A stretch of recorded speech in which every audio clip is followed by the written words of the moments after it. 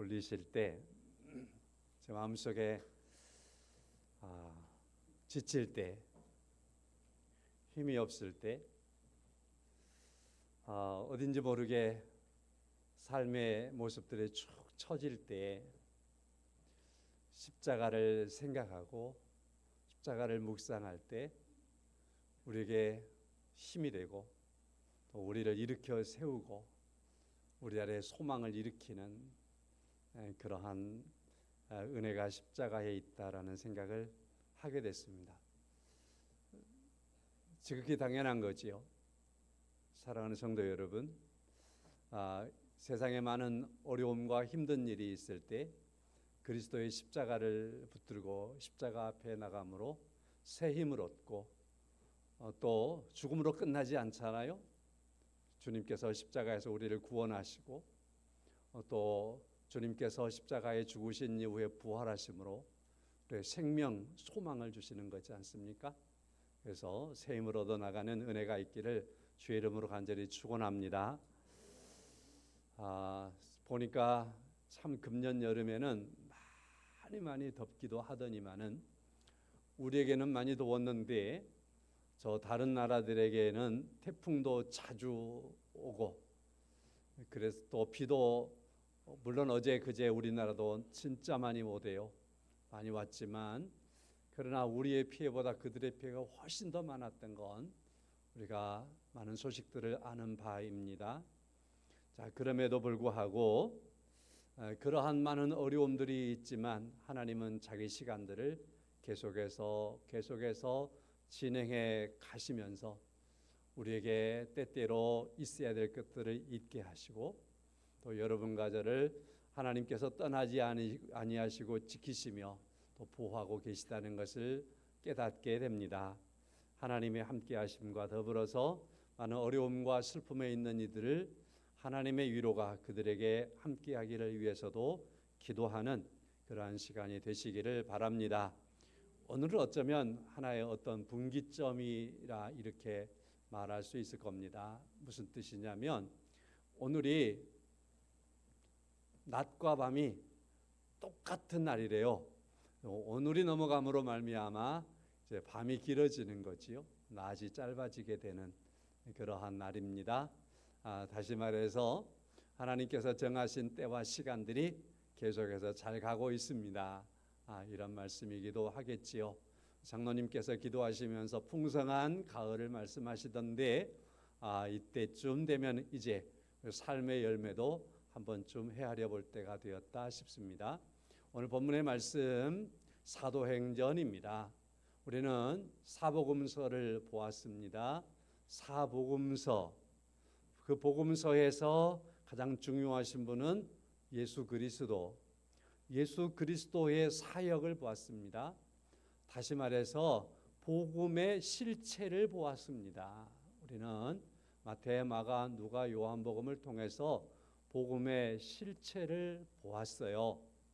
이제 사도행전에서는요, 복음의 실체가 되신 그 예수 그리스도를 하나님의 약속하신 바대로 성령이 임하시고 성령의 충만하심을 따라서 이제 그 복음이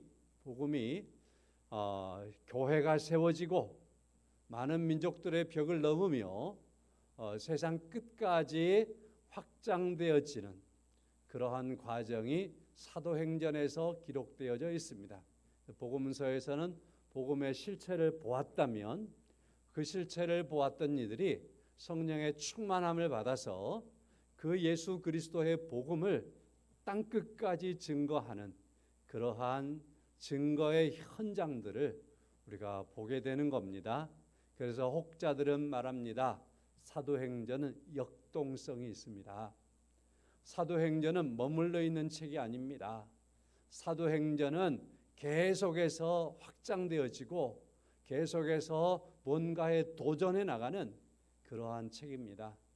우리에게 이처럼 뭔가를 도전해 나가도록 그리고 확장성이 있도록 하는 그런 놀라운 은혜는 무엇을 기초로 하느냐라고 하면 하나님께서 약속하신 그 하나님 아버지께서 약속하신 그 약속의 성취와 더불어서 이루어지는 겁니다. 그 약속하심의 성취가 성령의 역사이시고, 성령의 역사는 곧 교회에 충만하고 성도들에게 충만하고, 오늘 여러분과 저에게 충만함으로 말미암아서 그 역동성을 가지고 땅끝까지 나가는 그러한 활력이 있고 힘이 있고 능력이 있는 그러한 역사가 사도행전에서 나타나고 있는 겁니다. 사도행전을 여러분과 제가 보면서 우리도 그 말씀에 동의한다면, 성령의 약속하심은, 하나님께서 약속하신 성령에 대한 약속은 우리에게도 임하심이고 우리의 삶도 그와 같이 역동적인 삶을 살아가게 되는 것을 믿습니다. 그래서 사도행전을 보면서 예수 안에서 힘 있는 성도로 일어설 수 있기를 축원합니다. 사도행전을 보면서 비리비리한 신앙에서 벗어나서 활동성 있고 힘 있고 하나님의 영이 함께하고 하나님의 능력이 함께하고 하나님의 손이 나를 붙잡고 계시는 그런 가운데 내가 살아가는 그런 삶을 이루어가는 은혜가 있기를 축원합니다. 그래서 이 사도행전을 통해서 오늘 이 시대에 힘 있는 그리스도인으로 여러분과 제가 또 새롭게 한번 일어설 수 있기를 예수 그리스도의 이름으로 축원합니다. 자, 오늘 본문의 말씀을 간단하게 요약해 보도록 하겠습니다. 자, 사복음서는 복음의 실체이다. 근데 사복음서에서도 특별히 사도행전을 기록한 사람이 복음서를 기록한 책도 있어요. 그게 누가복음입니다. 그래서 누가복음과 사도행전은 전권, 후권 이렇게 표현할 수 있을 만큼 역사적인 사실들이 예수님 때까지 그리고 승천하신 이후로 그리스도의 역사를 계속해서 기록하고 있는 그러한 책이 바로 누가복음과 사도행전입니다. 그래서 오늘 1절과 2절의 말씀에서는 이렇게 말합니다. 누가복음에서는 누가가 말하는 거예요. 누가복음에서는 누가복음의 표현입니다. 예수님께서 행하시기 시작한 것부터 가르치신 것과 사도들을 택하시고 그리고 그들에게 명하실 것을 명하시고 승천하실 때까지의 일을 기록했습니다 라고 하면서 간단하게 누가복음은 여기까지 내가 기록했고요, 그리고서 이제 사도행전을 이제부터 기록하게 됩니다, 이렇게 지금 밝히고 있는 부분이 1절과 2절의 말씀이 되겠습니다. 그리고 3절부터 5절의 말씀까지는 부활하신 예수님께서 승천하시기까지 행적, 한 40일 동안의 행적을 간략하게 기록을 하고 있습니다. 부활하신 주님께서 많은 증거들로서 자신이 부활하심에 대해서 40일 동안 나타내셨습니다. 살아계신 자신이 부활하신 자신이라는 것을 나타내는 많은 증거들을 가지고 40일 동안 주님께서 자신을 보이셨습니다. 이런 부분들의 말씀을 이제 3절에서 5절의 말씀까지 하고 있습니다. 그리고 이제 6절에서 11절의 말씀까지는 주님께서 승천하심에 대한 장면을 기록해 두고 있다, 이렇게 말씀할 수 있겠습니다. 자, 이렇게 누가는 사도행전을 기록하면서 누가복음에 기록한 것이 뭐였던가, 그리고 이제 그 이후로 사도행전을 기록하면서 주님이 부활하시고서 40일 동안 행하시고 승천하실 때에 제자들에게 남기신, 제자들에게 분부하신, 오늘 제목의 말씀이 사도들에게 분부하신 말씀이지요. 사도들에게 분부하신 말씀이 있다라는 걸 우리가 소개하고 있는 거지요. 그래서 오늘 본문의 말씀에서 사도들에게 부활하시고 승천하신 주님이 승천하시기 직전에 제자들에게 분부하셨던 말씀이 무엇인가 라고 하는 부분을 제가 갈취해서 3가지 정도의 말씀을 드리면서 오늘 설교를 진행을 하겠습니다. 자, 첫 번째입니다. 4절의 말씀에서 사도와 함께 모이사 그들에게 분부하여 이르시되, 첫째입니다. 예루살렘을 떠나지 말고, 예루살렘을 떠나지 말라고 분부하고 계시는 거지요. 예루살렘을 떠나지 말라. 자, 예수님의 제자들은, 사도들은 예수님께서 십자가에 죽으실 때에 그들은 다 흩어졌습니다. 뿔뿔이 흩어졌습니다. 예수님께서 붙잡히실 때 감람산에서 함께 있었거든요. 근데 예수님께서 붙잡히시는 그 순간에 주님은 붙잡혀서 끌려가시는데 제자들은 바라나살려라는 듯이 다 흩어져 막 도망가는 거잖아요. 도망가는 겁니다. 자, 그렇게 도망갔던 제자들, 흩어졌던 제자들입니다. 예수님께서 십자가에 달리실 때에도 제자들은 그 자리에 여전히 없었습니다. 흩어져 버렸기 때문에 그렇습니다.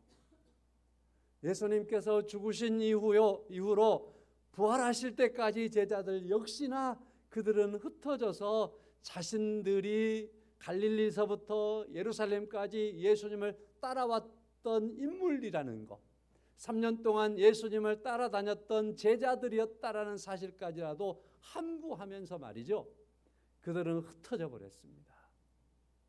예수님의 제자라는 사실을 감추면서 흩어질 만큼 흩어지는데 적극적이었던 제자들이었습니다. 자, 그런데 주님께서 부활하심으로 말미암아서, 부활하신 주님께서 제자들에게 소식을 전하게 되고 제자들이 그 사실을 알게 되어지고 무덤을 찾아가게 되어지고, 이런 과정들을 통하여서 제자들이 다시 모여들기 시작하는 겁니다. 흩어졌던 제자들이 예수님의 부활하심을 기점으로 해서 그들이 흩어졌던 그들이 다시 모여들기 시작했습니다. 그리고서 이들이 하나 둘 모여들어서 다시 12제자들을 다 모으신 주님, 그리고서 그들과 함께 부활하신 주님은 한 40일 동안 계시면서 함께 다니시면서 자신이 부활하신 것에 대하여서 보이시는 겁니다. 많은 증거들로 보이셨던 겁니다. 이러므로 말미암아서 이제 제자들은 이와 같이 부활하신 주님과 함께 많은 날 동안 있으면서 그들의 마음속에 예수님의 부활하심에 대한 믿음이 그들의 삶의 기둥이 됐습니다. 신앙의 기둥이 되었습니다. 무너지지 않는 기둥이 됐습니다. 삶의 모퉁이 돌이 되었습니다. 이 모퉁이 돌을 빼버리면 건물이 무너지는 것처럼 제자들은 이후로 이제는 예수님의 부활에 대한 사실을 그들의 삶 속에서 빼버리면 그들의 삶이 무너지는, 삶의 가치가 없어지는 존재가 된 것이 바로 예수님의 부활이었습니다. 그 부활하신 주님께서 승천하십니다. 자, 승천하심으로 말미암아 예수님께서 십자가에 죽으실 때 흩어졌거든요. 근데 부활하신 주님께서 이제 승천하심으로 이들 곁을 떠나시는 겁니다. 떠나실 때에 주님께서 이들에게 한 번 더 당부하십니다. 떠나지 말아라. 예루살렘을 떠나지 말아라. 정확하게 어디를 떠나지 말아야 되는가 하는 것을 주님께서 말씀을 하시는 겁니다. 이들의 고향은 갈릴리였습니다. 그들은 갈릴리에서 뼈가, 그리고 갈릴리에서 그들은 삶의 터전이 굳어졌습니다. 갈릴리에서 그들이 했던 많은 일들이 있습니다. 자칫하면 이들은 갈릴리로 되돌아갈 수 있는 그러한 사람들입니다. 그런데 주님께서 이 갈릴리 사람들, 오늘 본문의 말씀에 11절의 말씀에서도 승천하신 주님을 바라보고 있는 그들을 부를 때에 갈릴리 사람들아 라고 부르고 있습니다.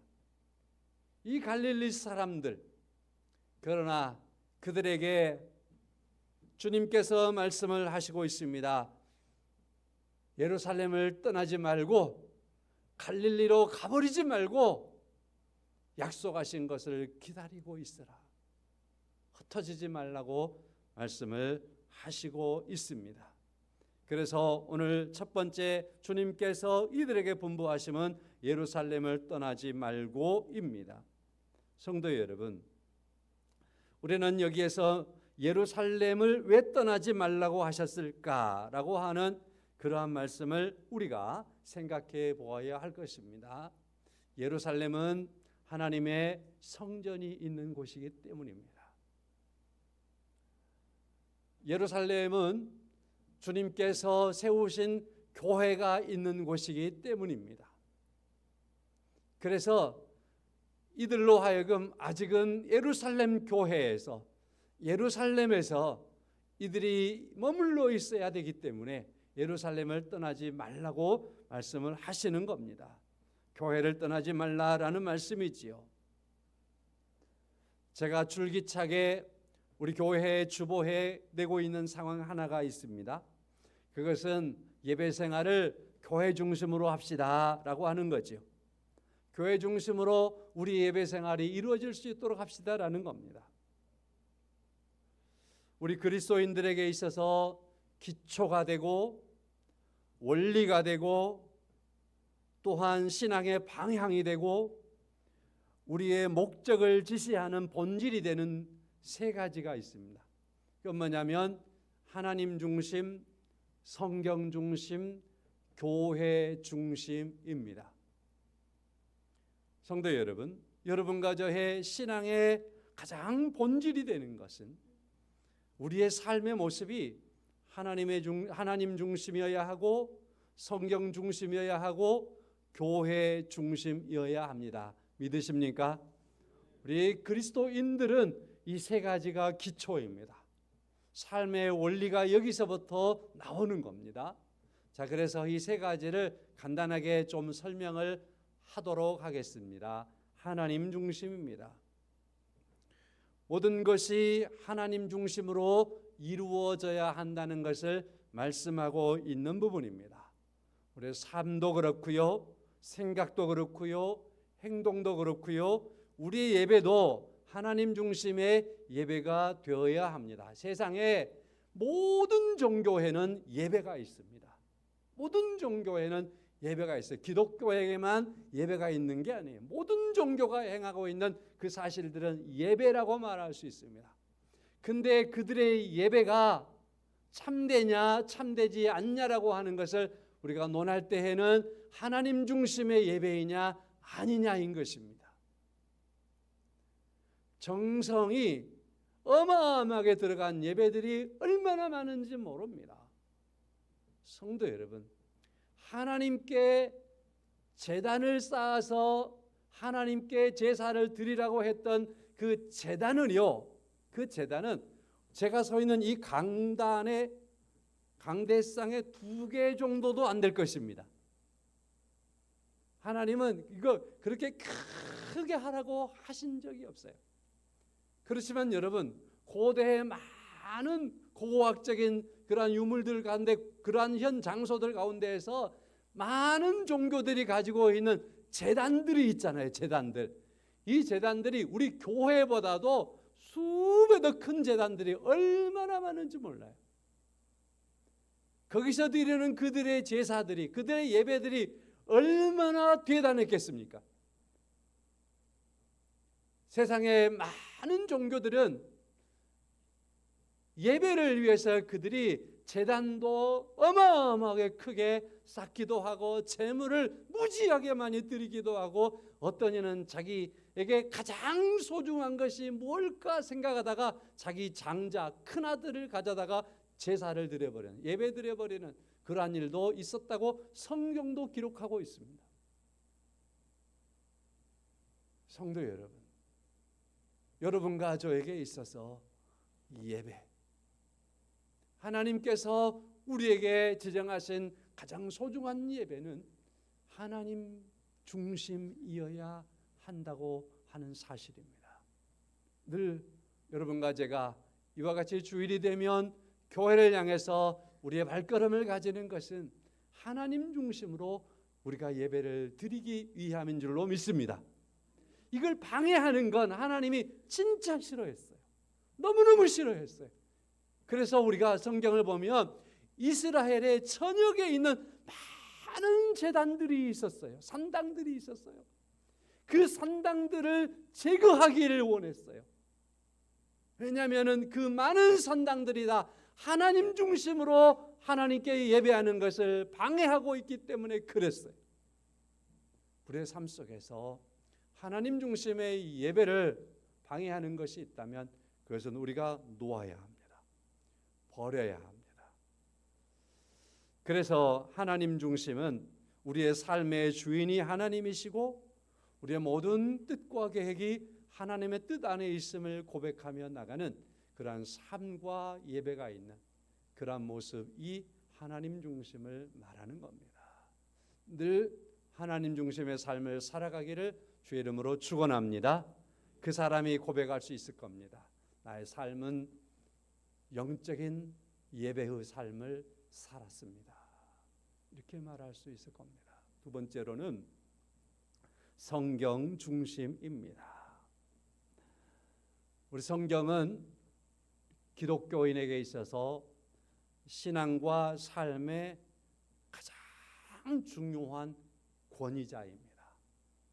가장 중요한 권위가 성경에 있습니다. 성경이 무너질 때 교회는 타락했습니다.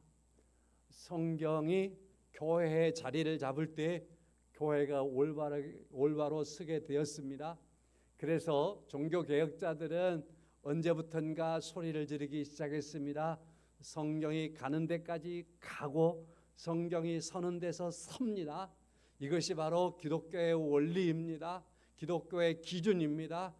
기독교가 서 있는 가장 중요한 측면입니다.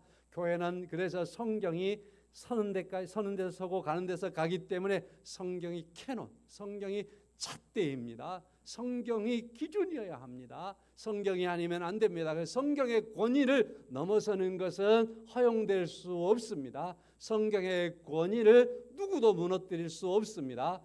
그래서 성경 중심을 외쳤었던 겁니다. 우리 개신교는 성경 중심의 종교입니다. 여러분과 저의 신앙도 성경 중심의 신앙입니다.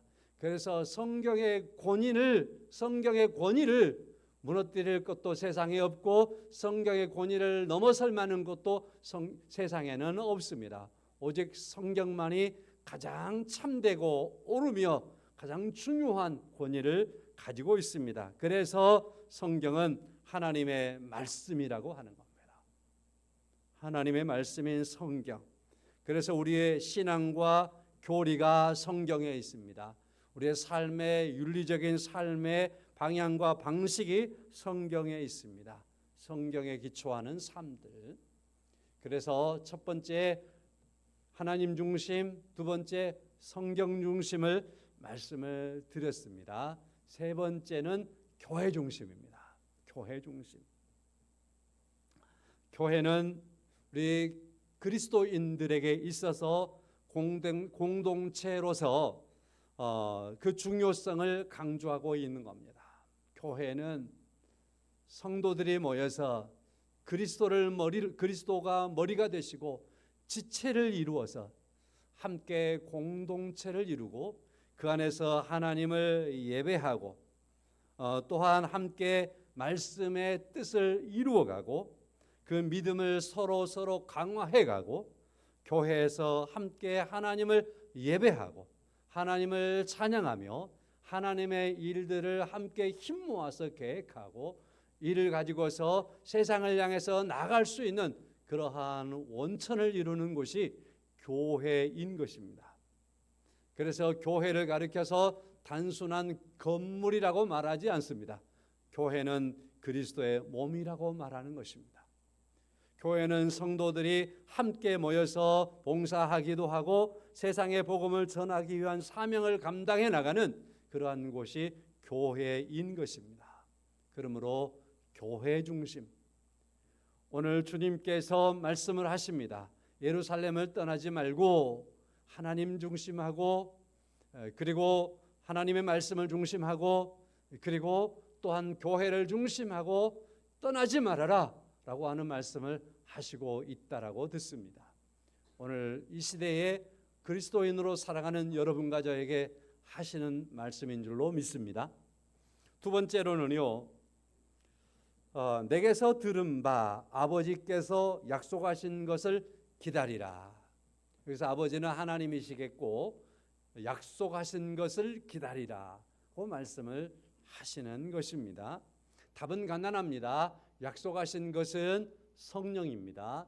기다리라 하는 것은 그래서 성령을 기다리라고 하시는 그러한 말씀이 되겠지요. 하나님의 약속입니다. 성령을 보내시겠다고, 보내시기 아직 전이어서 그들에게 말합니다. 성령이 하나님의 약속대로 하나님께서 보내실 텐데 그때까지 기다리라, 이렇게 말씀을 하시고 있습니다.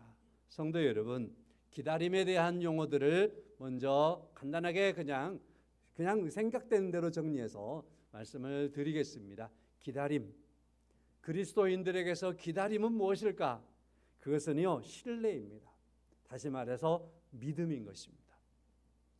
우리 그리스도인들에게서 이 믿음은, 이 기다림은 인내인 것입니다. 인내는요, 열매를 맺어가는 것입니다. 열매를 보는 것입니다. 인내가 능력이 되는 거예요. 인내는요, 나를 성숙하게 이루어가는 것입니다. 인내함은, 그 기다림은 우리로 하여금 기도하게 만드는 것입니다. 내가 믿는데 기다리면서 하나님을 부르게 만드는 겁니다. 여기처럼 기다림은요, 또 우리로 하여금 소망을 굳게 붙잡게 하는 겁니다. 여러분과 저에게 있어서 가장 중요하고 가장 기대되는 소망은 우리 성경 안에서 들여다본다면 주님께서 다시 오심하고 약속하셨기 때문에 주님을 우리는 기다리는 겁니다. 그 기다림 속에서 우리는 하나님을 부르고 하나님을 믿는 그 믿음의 신뢰를 더 이루어가고, 기다리면서 삶의 열매를 맺기도 하고, 기다리면서 기도하기도 하고, 기다리면서 주님을 만나게 될 때에 내가 어떻게 만나야 되겠는가 하면서 나의 삶을 가다듬기도 하고, 또한 만날 때 내가 어떻게 만날 수 있을까? 그 주님을 만날 때 이렇게 만나야지 하면서 그 만날 것을 소망하며 살아가는 겁니다. 성도 여러분, 그러므로 여러분과 저에게 기다림에 대한 건 은혜예요. 기다림은 우리로 하여금 그냥 간질간질하게 만드는 그러한 게 아니에요. 기다림은 우리에게 은혜고 복인 줄로 믿습니다. 성도로서 내가 기다리는 것이 무엇인가라는 것을 잘 정립하셔서 주님 오실 때까지 여러분과 저의 믿음의 삶의 승화를 이루어가는 그러한 기다림의 은혜가 있기를 주님의 이름으로 간절히 축원합니다. 약속하신 것이 무엇입니까? 성령입니다. 성령. 여러분, 사도행전의 다른 이름은 성령행전이라고 그럽니다. 그래서 사도행전을 읽으면서 성령이라고 하는 개념들을 생각하지 않고 읽어가면 사도행전을 잘못 읽은 거예요. 놓치는 것이 거의 99%가 되는 거예요. 그러니까 사도행전을 읽으시면서 성령에 대한 생각들을 하시면서 이번 주간에 또 다음 주까지 2주에 걸쳐서 사도행전을 읽으면서 성령에 대한 생각들을 계속하면서 읽어가시기를 부탁을 드립니다.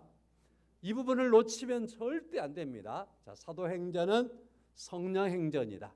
그러므로 사도행전에는 성령의 역사가 꽉 차 있다.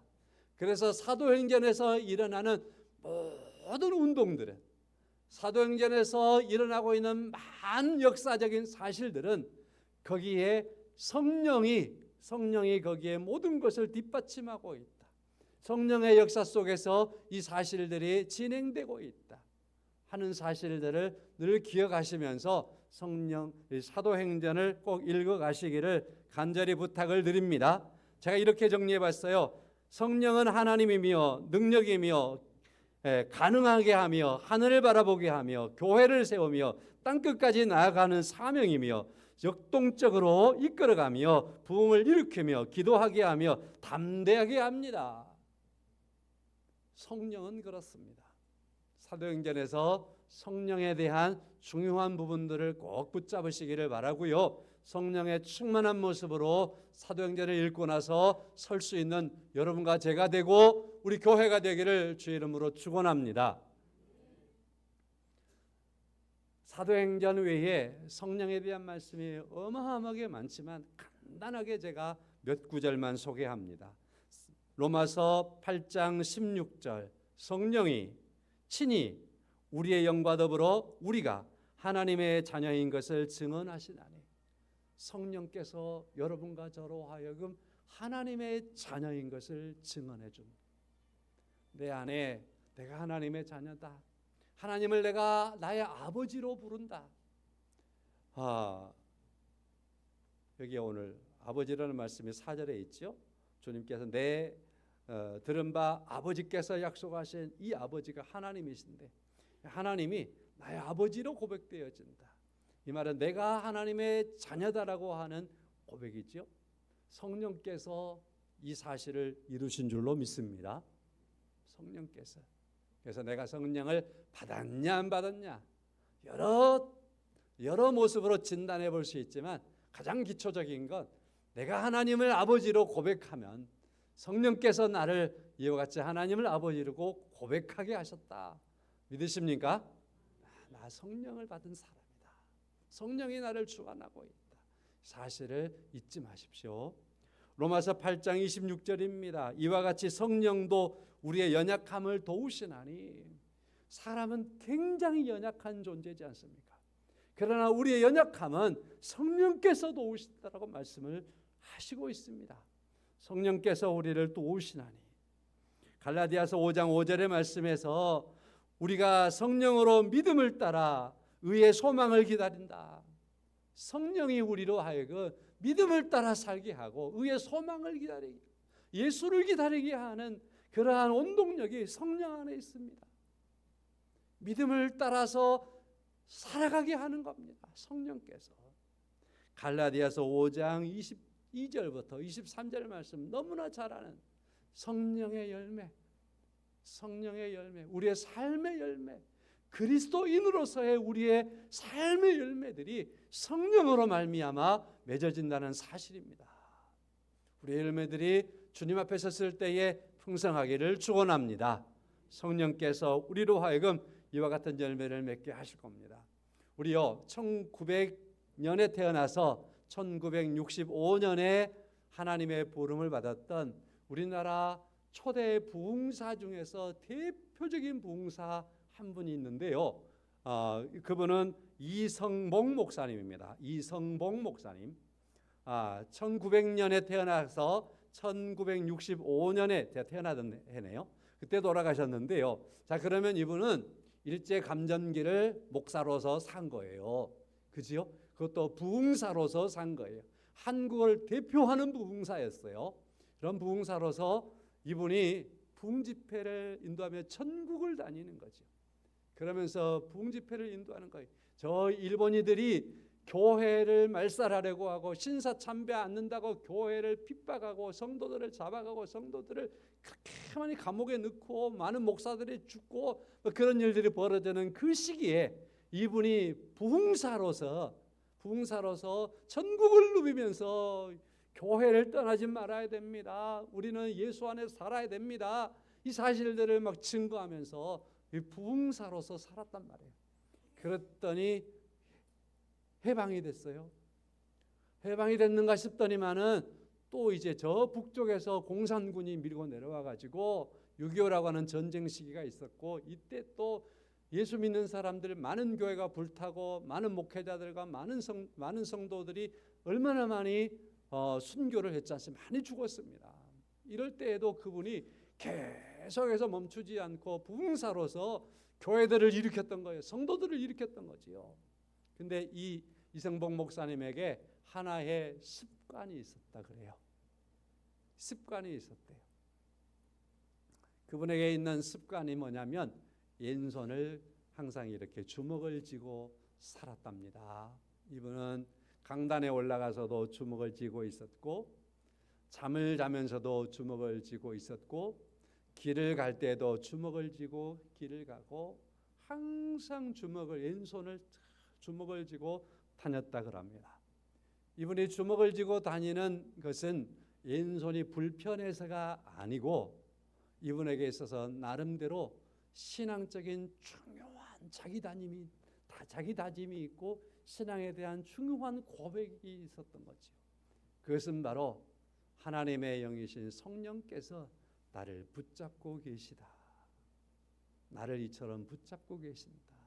그러한 의미로서 이분은 자거나 설교를 하거나 길을 가거나 성령을 붙잡고 성령과 함께 그렇게 다니면서 전국을 누비고 다니면서 이와 같이 봉사로서 많은 성도들을 그 일제 때 감정기 때 성도들을 신사참배하면 안 됩니다. 예수만 믿고 하나님 중심으로 성경 중심으로 교회 중심으로 살아야 됩니다라는 것을 외쳤는데 그 중요한 그 에너지는 성령께서 나와 함께 하신다라는 거였습니다.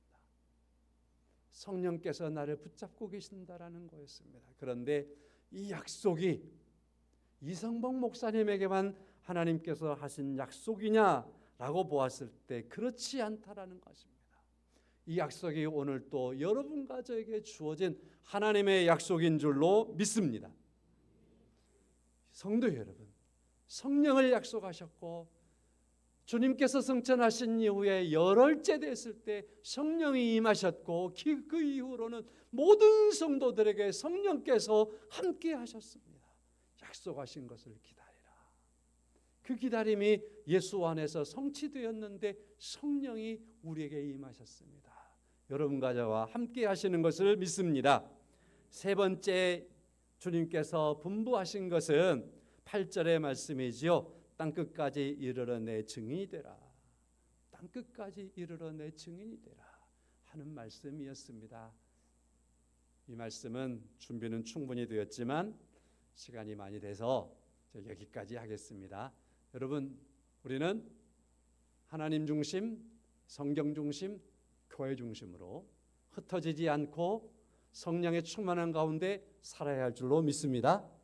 그 안에서 그리스도의 증인된 삶들을 살아가는 은혜가 있기를 예수 그리스도의 이름으로 축원합니다. 찬송하겠습니다. 우리 183장